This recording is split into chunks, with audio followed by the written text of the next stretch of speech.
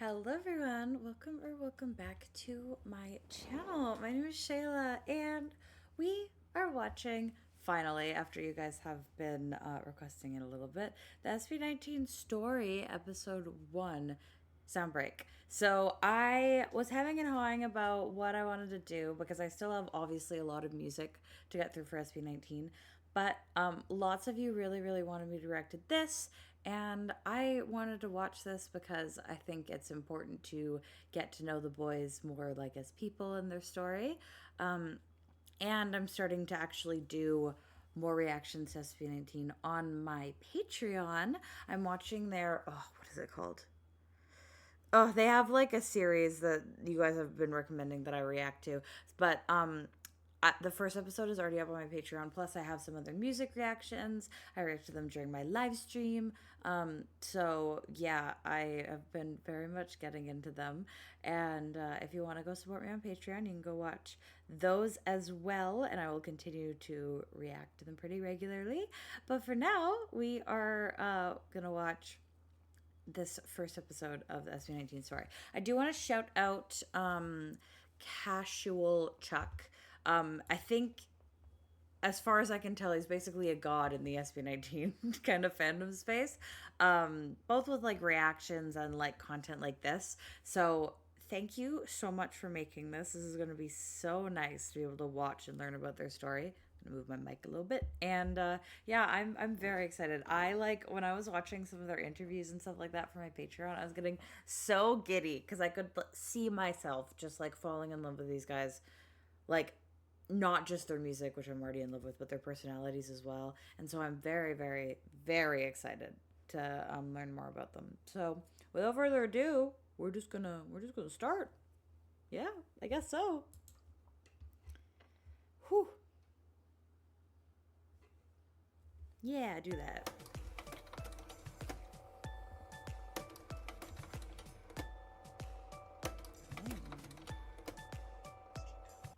Cool intro. Disclaimer, this video is only based on my personal research. I Okay. might miss some details and it's possible to have discrepancies, but I did my best to get as much accurate information as possible, so enjoy. And thank you for that research.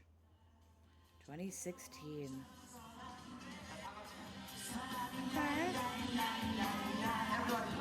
Oh my gosh.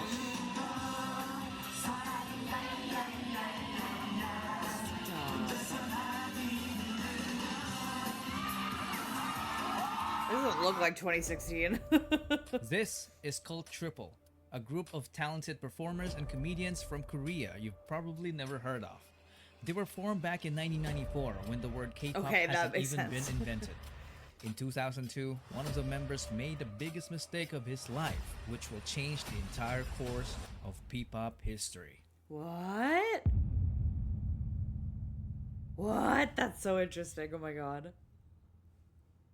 I'm so excited. Do you remember this song?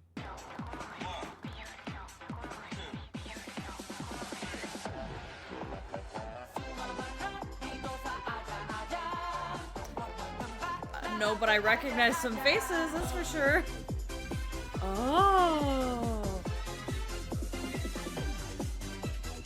Oh, It all okay. started with this man, Jong Song-han. When he left the trio in 2002 to become an entrepreneur, Cult Triple became Cult 2. Most of their fans definitely thought that Song-han's decision was a huge mistake because the remaining members started racking up different awards in the entertainment industry. Oh. If he only stuck around, he would have gotten those awards too. But this man's decision was final. He used all of his savings to build an event organizing company called Show BT Entertainment. Yep, I'm talking about Tatang Robin. Tatang noticed how passionate Filipino fans were during the rise of K-pop, so he wanted to organize K-pop concerts and events that promote Korean and Filipino culture. To make that happen, he needed entertainers, a group of young people that would be part of the package of their service as an event organizer. We are talking about people who can do dancing, singing, and even act as servants like waiting tables and assisting guests. So he held an audition and hundreds of young talents applied. 30 of them passed as trainees. They were then called Nara, which in Korean means Fascinating. country. and is the national tree of the Philippines. They went to multiple events together, including the fan meeting event of the K-pop group called Off-Road. I can find 내게 갈 때까지 'Cause you're my lady 널 향한 traffic 맘이 마음이 닿을 때까지. After numerous events, Tatang Oh, I Robin love saw something special when it seeing comes to some of them Filipino in these talent. clips. He realized that some of his trainees were far too talented to just end up as small-time performers. So he decided to launch the first P-pop boy group that underwent strict Korean-type training. Oh. Out of the 30 trainees, only few have made it. Fascinating. Gian Paolo Nase. He always wanted to be a performer. As a young dreamer, he joined several competitions as a soloist and also a member of the K-pop dance cover group called PHP. As a trainee, he was the guy who shows up early and leaves late despite juggling a full-time job as a Definitely seems data that way. analyst to provide for his family. Holy. He was the first one selected due to his undeniable diligence and leadership qualities. He is known to have critically acclaimed songwriting ability, a badass rapper, and was often dubbed as a genius, but he consistently denied it because he claimed to be just a hard worker. This made him the destined leader of the group. He debuted with the name Sejun, but later changed his name to Pablo. Okay. Now that the methodical leader is chosen, they needed more members. Tatang Robin just got a genius composer in Pablo, so they needed someone who can dance, and this next guy is exactly that, and even more. Oh. Stelvester Ajero. He was only 16 when he started competing as a dancer while studying. He was a born winner despite growing up as a Really? bullied kid. He made performing his escape from the he- harsh reality of the He began as a dancer. That's wild. world. He did a great job channeling the negative aspect of his life It and makes sense, converting though. it by winning multiple K-pop dance cover so competitions talented with his group vocally. Sayon. He is also a hard worker. He was teaching dance to kids while competing. There was a point when he Wow. worked too hard that it threatened his life due to poor health. He is a very skilled choreographer.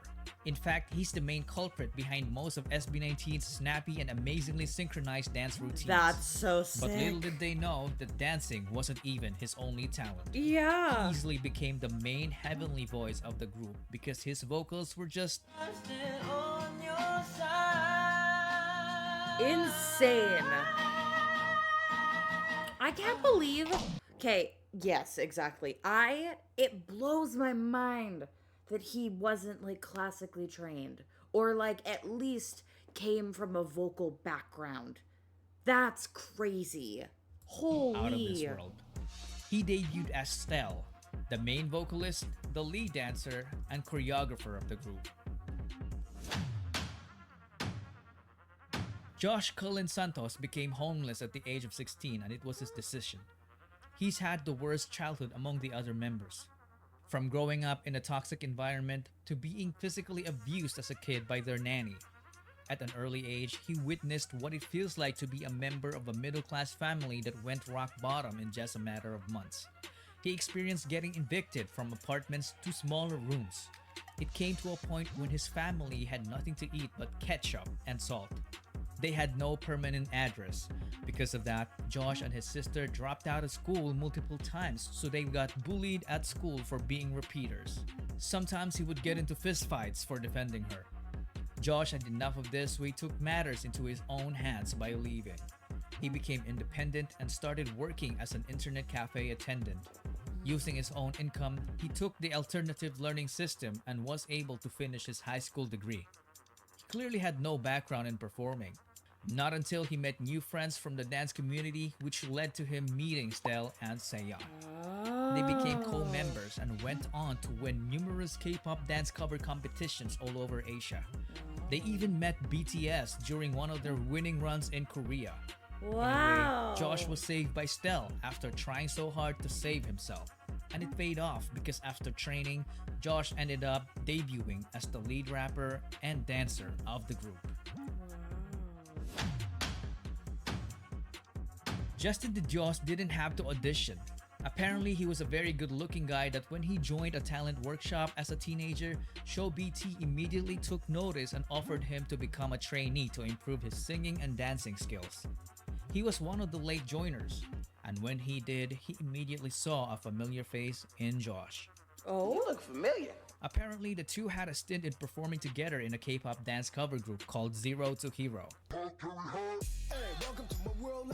crazy! All these videos exist of them when they were young. They were really involved. So Justin as well wasn't new in the world of performing. He auditioned to be a part of the televised Pinoy boy band Superstar show, but he didn't even make it to the live auditions. Crazy. Perhaps it was fate. He didn't have great singing skills at the time. It was only when he became a trainee that he improved astoundingly in the vocal department. Oh yeah. He went on to finish his college degree in multimedia arts while training, which earned him a skill in filmmaking. He then got selected to debut as the main visual, the sub-vocalist, and the creative director of the group. Wow. He was the would-be director behind the record-breaking P-pop music video, What, and more. But that's a story for another video. Crazy. At this point, SB19 seemed to have completed the group. 4 members in a P-pop group, a nice even number. 2 rappers and 2 vocalists. They were perfectly balanced, but they felt like something was missing. Perhaps someone was missing. Someone who could take this already great group of guys and push them to achieve the next level. Yeah. The extraordinary level. Someone so naturally gifted that he could stand out in the presence of the already talented group of young artists. This venture that Tatang Robin took needed an apex, so he started the online auditions. When Josh heard about it, he was like, I know a guy. Really? Why does Josh show everyone? Philip John Suson is such a specimen. He was so naturally gifted that excelling in sports looked like a walk in the park for him. He grew up in the church under the care of his grandparents. He was an artistic kid, so he was active as an editorial cartoonist in school. Wow. Nobody taught him to play musical instruments. He taught himself by just listening to the music, so he ended up becoming a southpaw guitarist, but he later fixed it as he Holy. learned more. He He didn't taught even know that he himself could dance guitar? until he was forced to in order to get good grades during their school intrams. After discovering dance, he transformed from a guy who didn't know it to someone who can fly.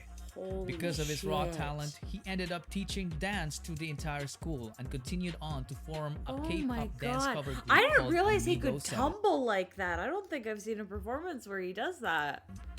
Apparently, his group gave Josh's group so much trouble during their early competitions because they were very good rivals. Oh, really? So he decided to recruit him. But Philip was hundreds of islands away and didn't have the money. What did Josh do? He shelled out for his plane ticket. With nothing else to lose, Philip went and left his previous life is in the such a countryside. sweetheart. What the hell? He then trained with the boys and officially debuted with them as Ken, the main dancer, the bass vocalist, and the lead rapper of the group.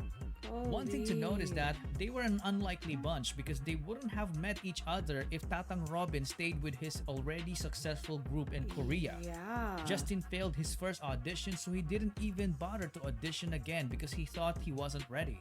And Josh wouldn't have attempted to recruit Ken if Show BT's training program didn't even exist. And that, ladies and gentlemen, is the butterfly effect. So When a small and much like seemingly fate. insignificant occurrence has a rippling effect through time, leading to a consequential event sometime long after the initial event, or as Google would put it, a phenomenon whereby a minute localized change in a complex system can have a large effects elsewhere. Tatang Robin's so-called mistake back in 2002 led to forming the future P-pop Kings. In 2018, SB19 was formed. The name of the group was carefully picked. The number 19 is the sum of Korea and the Philippines area code digits 82 and 63.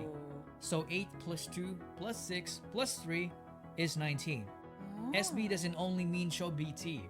It is all about their ultimate goal for Pinoy sound to break into the music industry, which is fearlessly represented by this praise.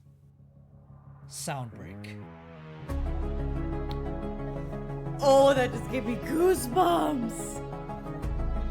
This is so well produced. Oh my god, wait. I need to watch this immediately. Okay, thank you again, Casual Chuck. That was so awesome. I am so impressed. Yes, please go support them. Wow. Wow. Okay. Yeah, that was really cool, and I learned so much I didn't know. Holy shit, Josh. What he went through, and then also just supporting like Ken to bring him over, crazy. And the fact that a lot of them like knew each other pre-debut, like, this is so cool. I want to watch the second episode immediately. I think I'm going to stop recording this one and watch the second one. Okay. If you see me over the next few episodes in the same clothes, no, you don't. I'm probably gonna all record them today. I'm so obsessed. I really, really want to get more into this group. So if you want to follow me on this journey, please subscribe. I would love to have you with me. Go watch my other SB19 videos because I love them so much. I love their music so much. And also, go check out my Patreon if you want to as well. So, yeah, I'll see you wherever you end up going. Bye bye.